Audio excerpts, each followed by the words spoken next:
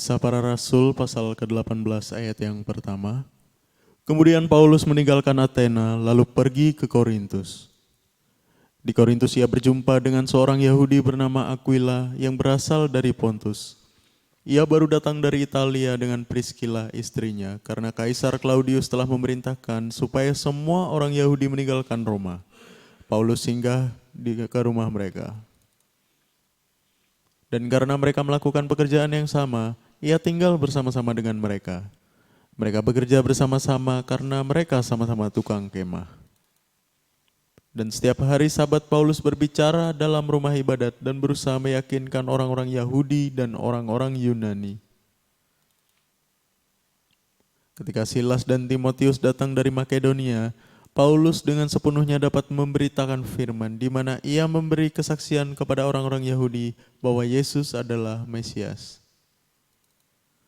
Tetapi ketika orang-orang itu memusuhi dia dan menghujat, ia mengebaskan debu dari pakaiannya dan berkata kepada mereka, "Biarlah darahmu tertumpah ke atas kepalamu sendiri. Aku bersih, tidak bersalah. Mulai dari sekarang aku akan pergi kepada bangsa-bangsa lain." Maka keluarlah ia dari situ, lalu datang ke rumah seorang bernama Titius Justus, yang beribadah kepada Allah dan yang rumahnya berdampingan dengan rumah ibadat. Tetapi Krispus, kepala rumah ibadat itu, menjadi percaya kepada Tuhan bersama-sama dengan seisi rumahnya, dan banyak dari orang-orang Korintus yang mendengarkan pemberitaan Paulus menjadi percaya dan memberi diri mereka dibaptis. Pada suatu malam berfirmanlah Tuhan kepada Paulus di dalam suatu penglihatan, "Jangan takut, teruslah memberitakan firman dan jangan diam. Sebab aku menyertai engkau dan tidak ada seorang pun yang akan menjamah dan menganiaya engkau, sebab banyak umatku di kota ini."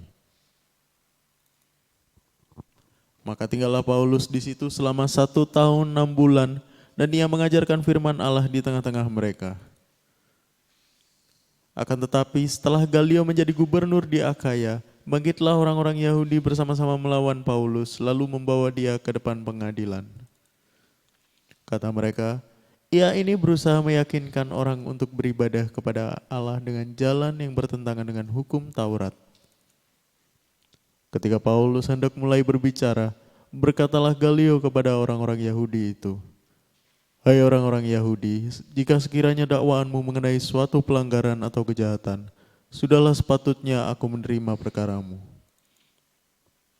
Tetapi kalau hal itu adalah perselisihan tentang perkataan atau nama atau hukum yang berlaku di antara kamu, maka hendaklah kamu sendiri mengurusnya. Aku tidak rela menjadi hakim atas perkara yang demikian." Lalu ia mengusir mereka dari ruang pengadilan. Maka orang itu semua menyerbu Sostenes, kepala rumah ibadat, lalu memukulinya di depan pengadilan itu, tetapi Galio sama sekali tidak menghiraukan hal itu. Paulus tinggal beberapa hari lagi di Korintus, lalu ia minta diri kepada saudara-saudara di situ dan berlayar ke Syria.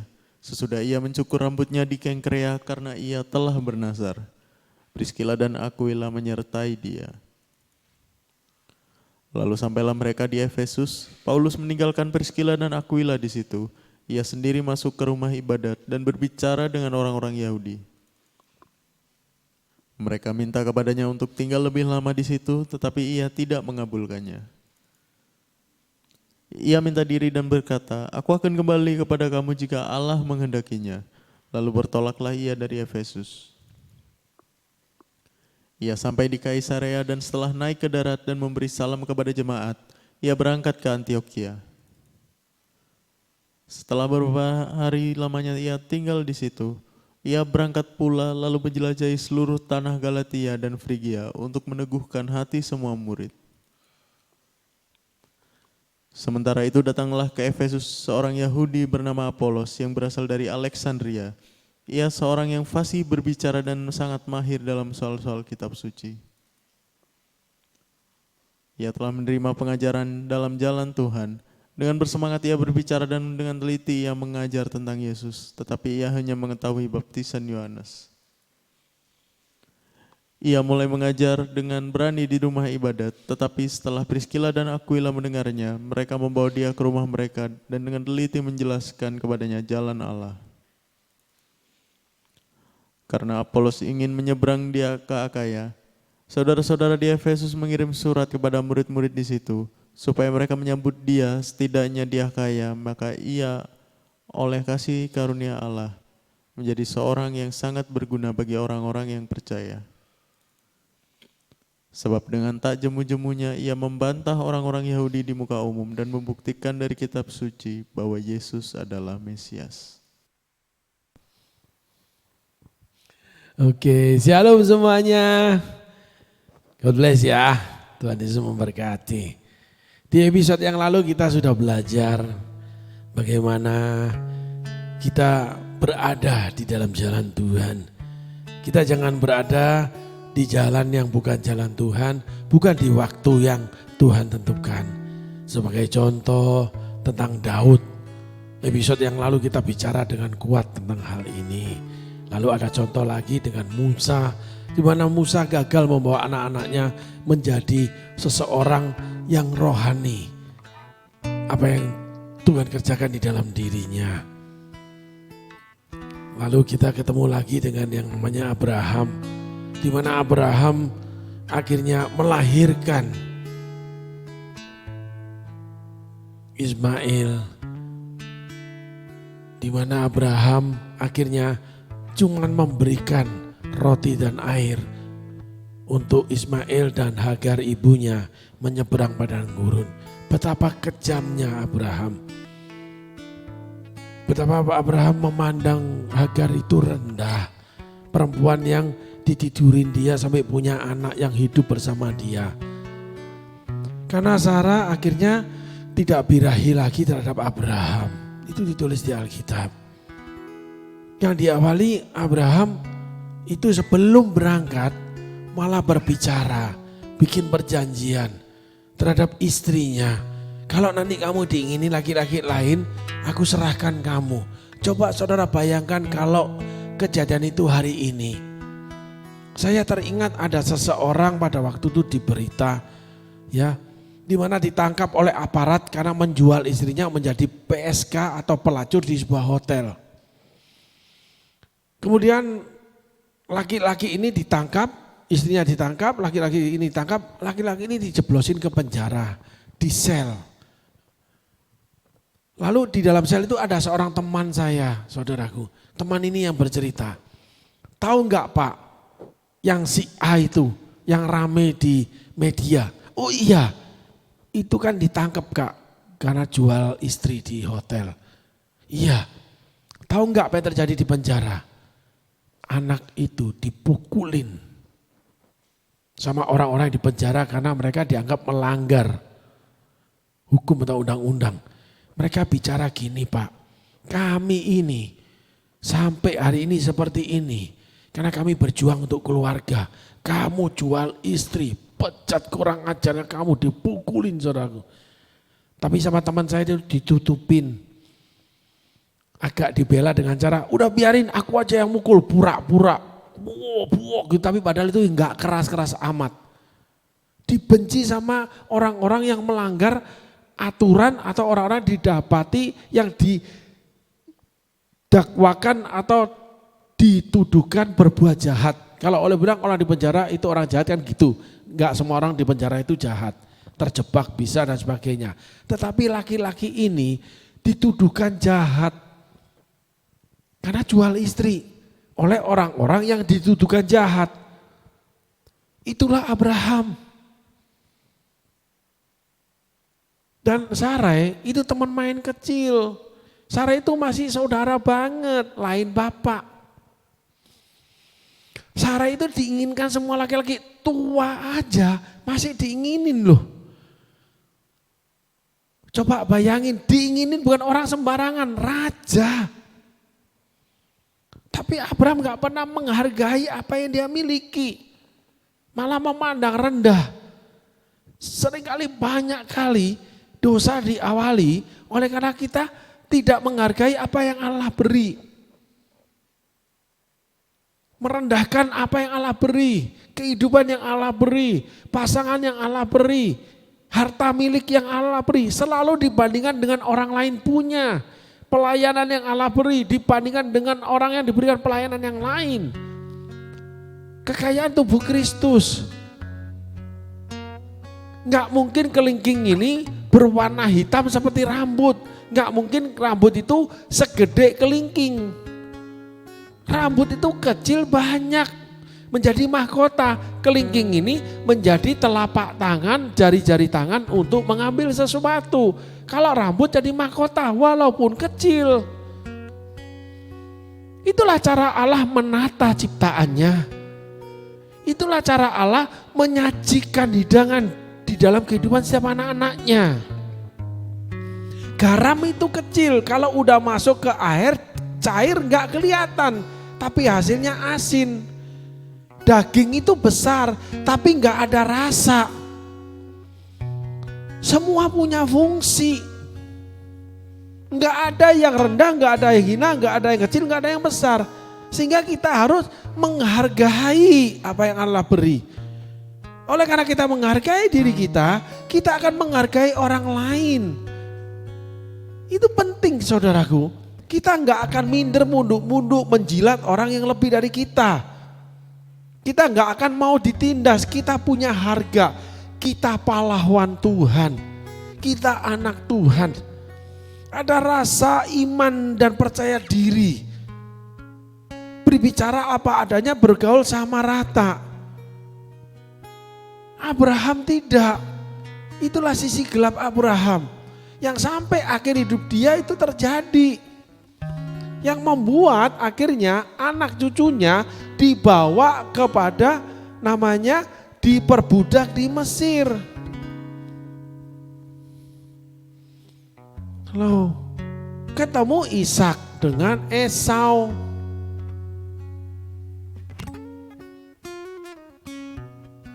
Ishak ketemu Ismail, Esau ketemu Yakub, nggak ada yang benar. Ishak anak manja. Sampai papanya pesen-pesen, kamu cari jodoh jangan sembarangan. Karena Ishak ini sembarangan. Lalu Ishak itu kalah dengan istri.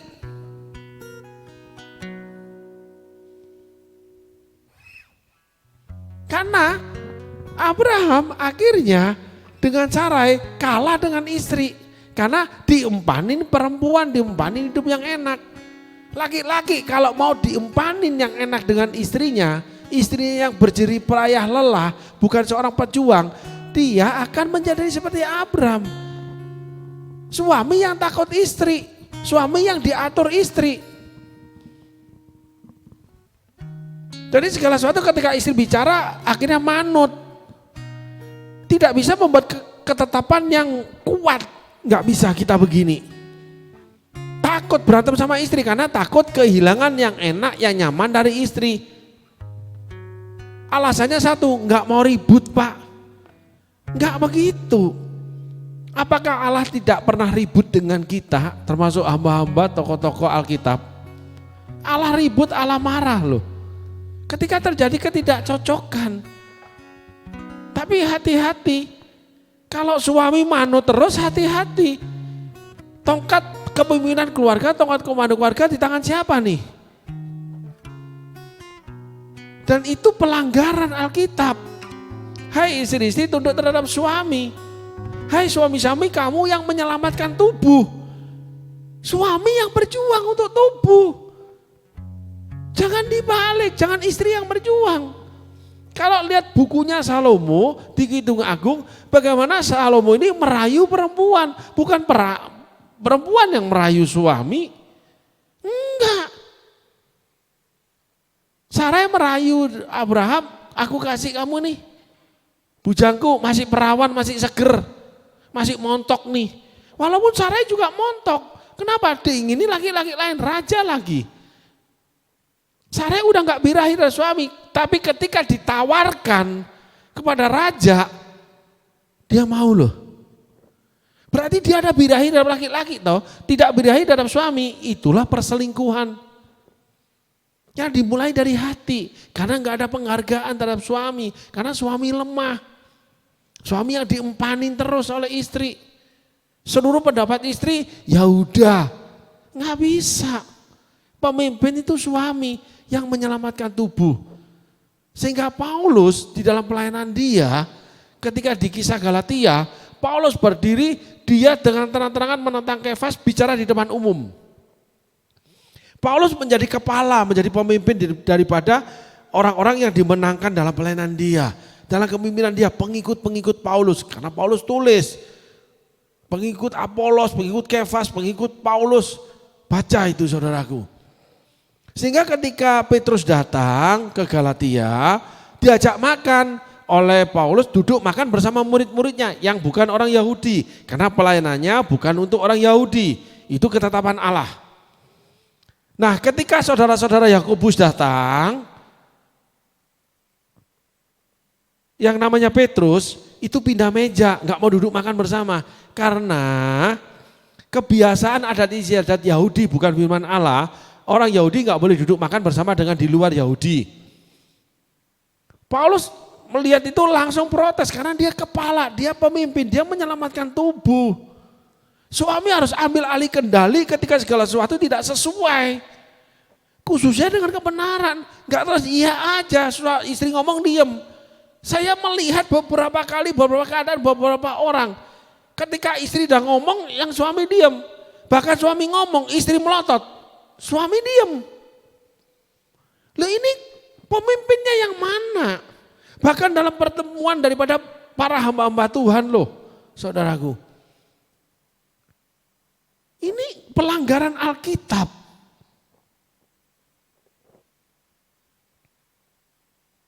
Tuhan bicara sama Abraham. Sarai, kita bilang gak sabar menunggu, menawarkan Hagar. Abraham mau aja. Karena Sarai tidak dipandang sesuatu yang berharga. Tapi hidup diempani terus. Makanya jadi perempuan jangan ngempanin suami. Kamu gak berharga. Kamu melayani dengan memuaskan suami, kamu empani badanmu, kamu dianggap gak berharga. Dari pacaran sampai suami istri itu seperti itu. Perempuan, belajarlah jadi perempuan. Kitab Amsal 31. Lalu Kidung Agung sebagian tulis. Bagaimana sikap perempuan?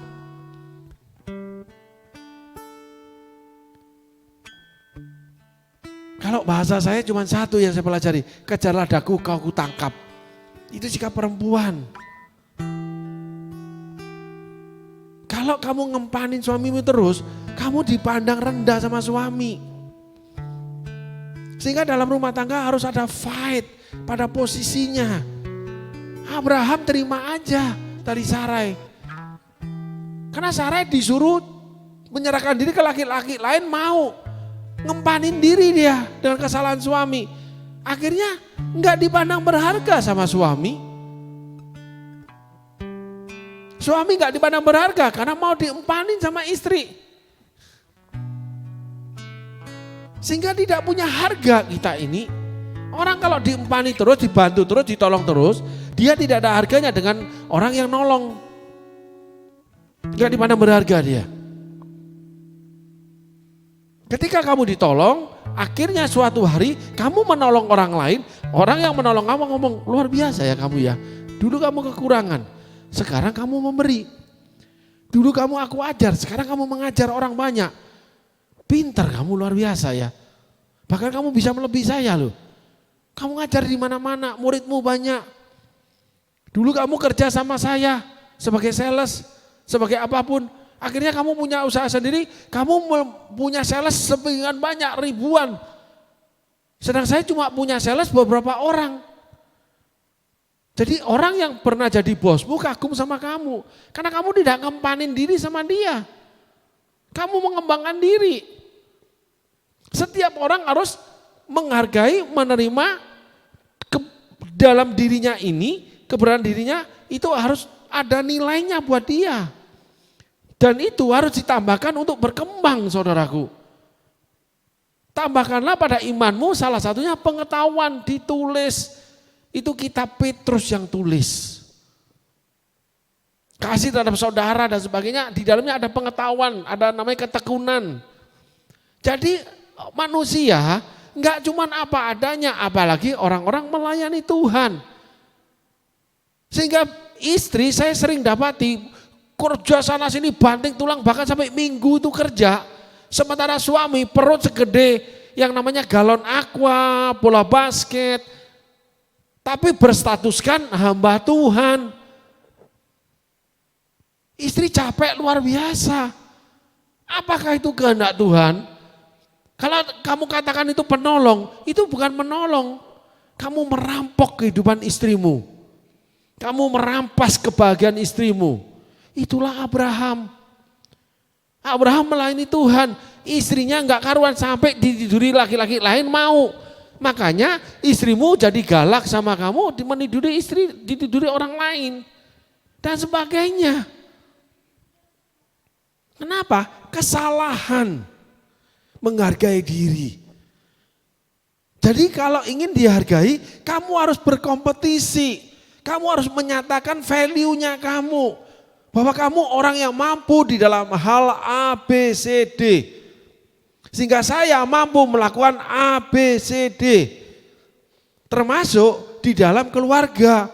Karena istri dan anak-anakmu itu adalah etalase dalam hidupmu sebagai seorang laki-laki. Kalau istrimu capek, kalau keluargamu kekurangan, etalasemu itu kamu orang miskin. Kamu miskin kepandaian sampai istrimu yang harus pandai bekerja. Kamu miskin keuangan, kamu tuh malas bekerja. Karena keluargamu kekurangan. Kalau anak-anakmu bodoh, istri-istrimu bodoh, berarti kamu buat mereka bodoh. Karena kamu suami. Kalau suami menyeleweng, kamu sebagai istri harus mematutkan diri supaya jadi patut di hadapan suami. Ini kebenaran saudaraku. Kenapa Sarai mau dengan raja-raja? Karena memang gak dihargai oleh Abraham. Kenapa istrimu mau sama laki-laki lain? Karena memang dia gak dihargai oleh kamu. Kenapa gak dihargai? Karena dia capek, kamu gak capek. Karena kamu gak bisa menyediakan. Makanya dia pandang kamu tidak berharga, ketemu laki-laki lain, dia langsung kagum, menganggap itu berharga, dia mau dengan laki-laki itu. Itulah Sarah.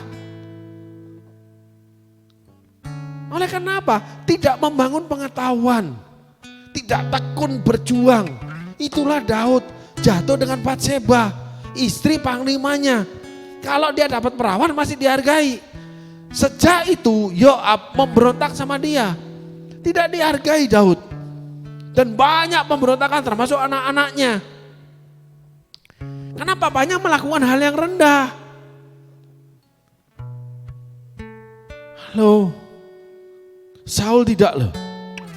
Satu sisi hebatnya Saul. Rumah tangga luar biasa. Sebagai seorang raja dia membangun luar biasa. Dia dihargai para panglimanya. Tidak ada panglima satu orang pun termasuk prajurit yang memberontak terhadap Saul.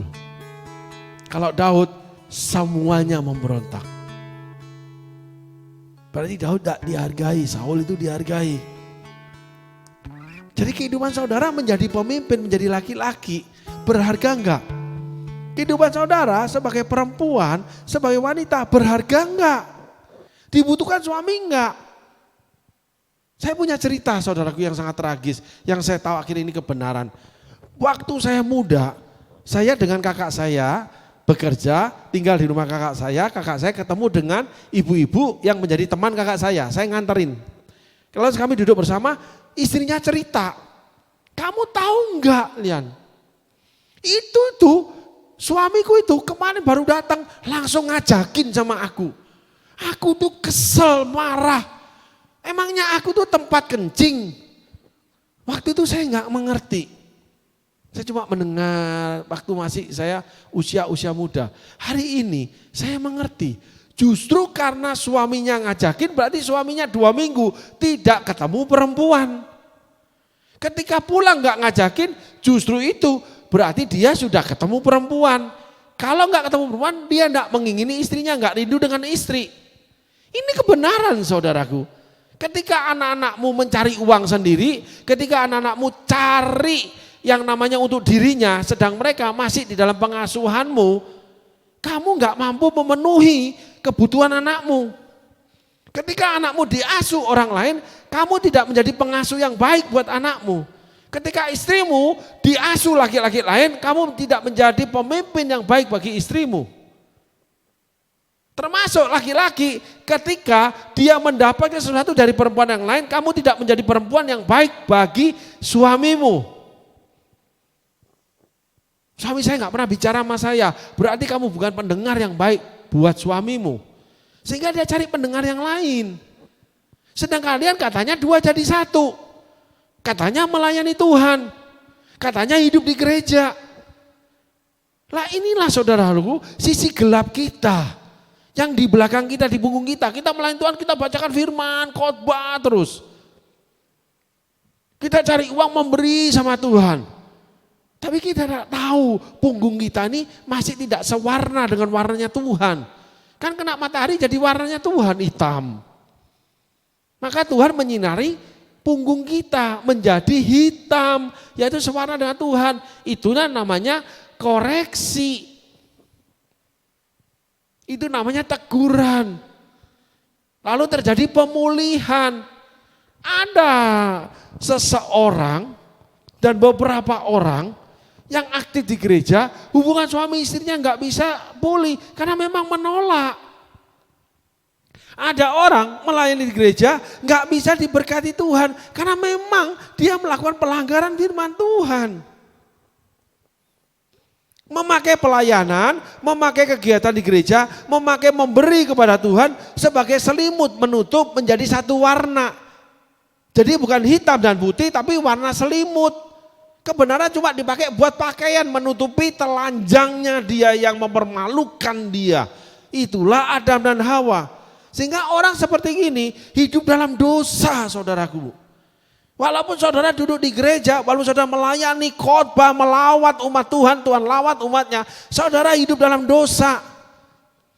Saul 40 tahun ditolak Tuhan, tetap tidak pernah terkalahkan dalam peperangan.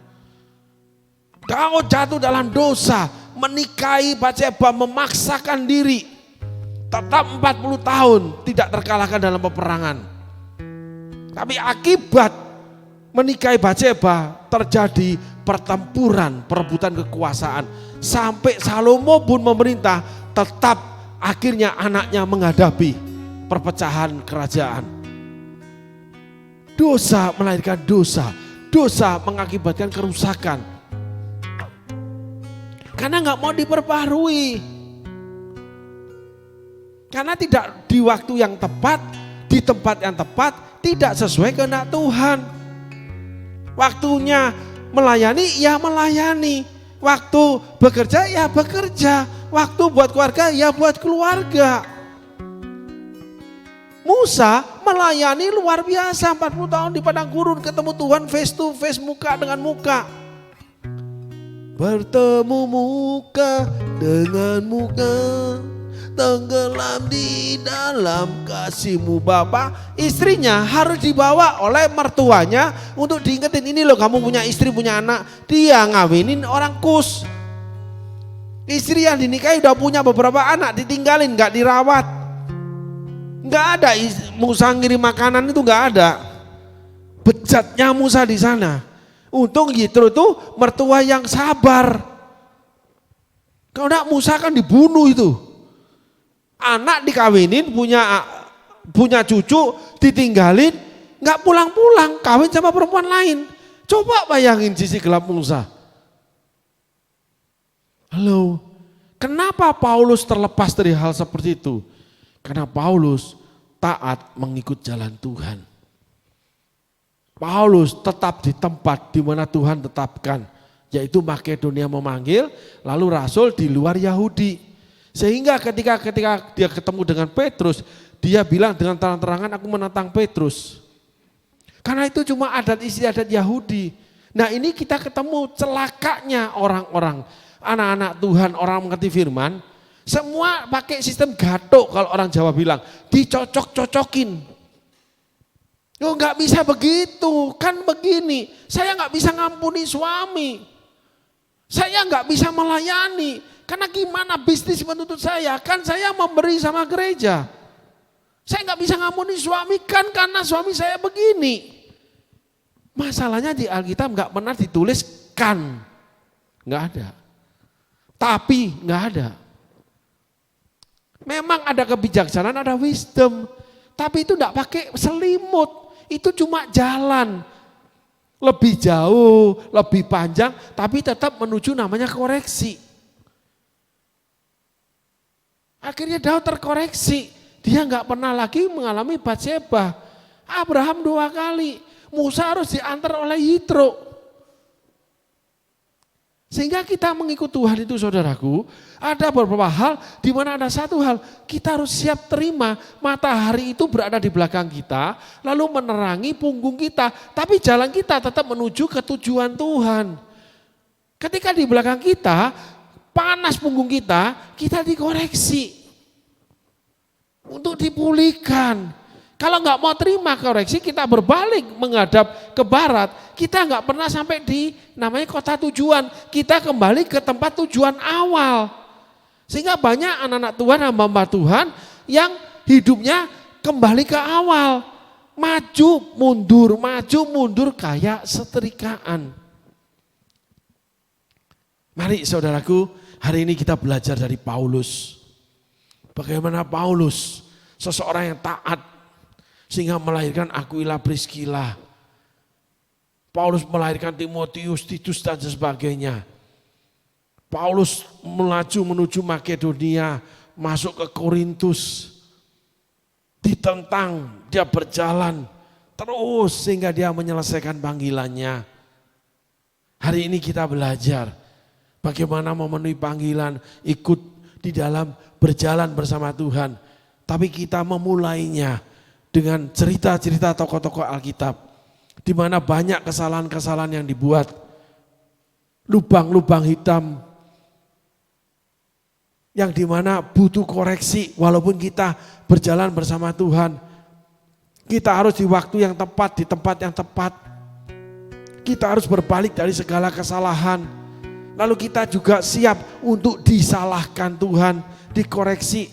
Tetapi kita tetap berjalan menuju terangnya itu, yaitu menuju tempat di mana Tuhan sediakan buat kita, namanya tanah perjanjian.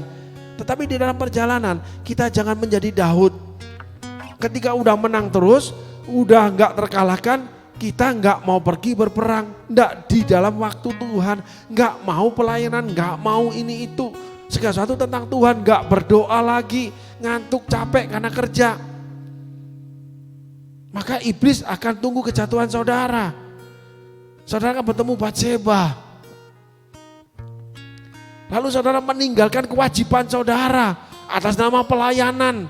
Gak memelihara anak dengan baik, tidak menjadi orang tua yang menjadi panutan buat anak.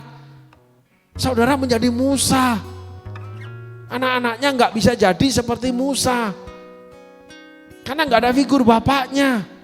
Dibikin sama mertua, sampai mertua yang harus membawanya. Gak pernah ingat anak istri bahkan menikah lagi.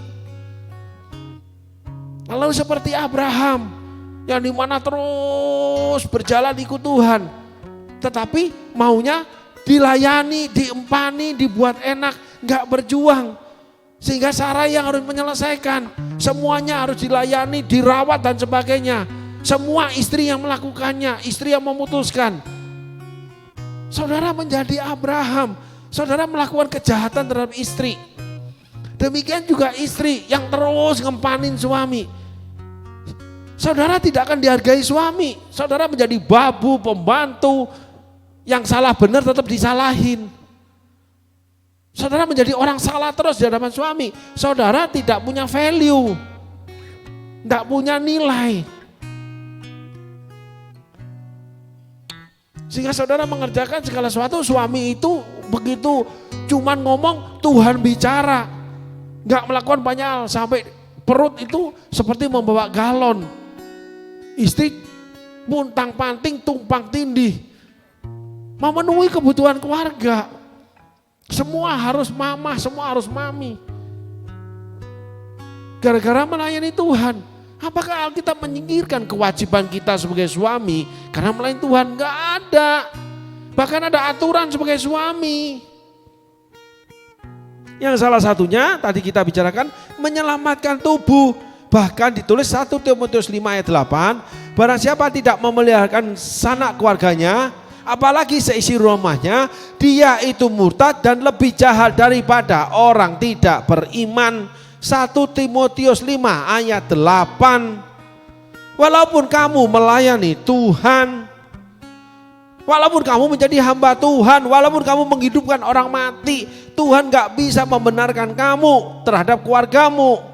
Kamu hidup dalam kesalahan sebagai seorang suami.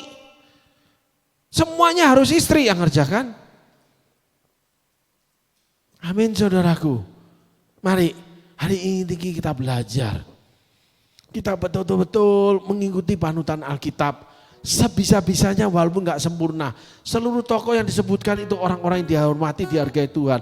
Tapi Alkitab juga mencatat keburukan mereka yang menjadi pembelajaran buat kita. Alkitab juga mencatat akibat dari keburukan mereka yang mereka harus terima di dunia ini, yaitu karakter yang salah, yang salah satunya bisa membawa pada dosa seperti Daud. Untung ditegur Nabi Nathan dia bisa terima, bahkan dia ambil Nabi Nathan dalam kehidupannya. Kalau enggak, Daud terhilang seperti Saul, ditegur Nabi Samuel enggak mau terima, bahkan Nabi Samuel mau dibunuh, terhilang dia. Padahal dia hidup di dalam panggilan Tuhan. Menjadi orang Kristen, menjadi hamba Tuhan tidak menyelamatkan. Yang menyelamatkan hidup yang selaras dengan firman Tuhan. Amin saudaraku. Tuhan Yesus berkati. Terima kasih.